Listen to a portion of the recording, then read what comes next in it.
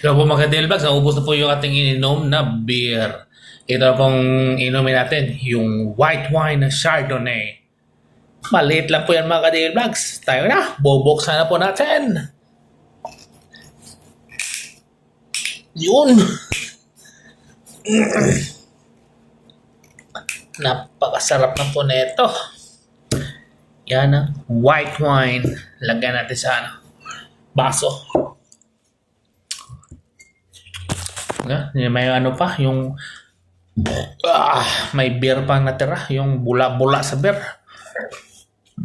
Pasensya na po, nabusog na po ako. Ito na pong inumin natin. White wine sa malamig na gabi.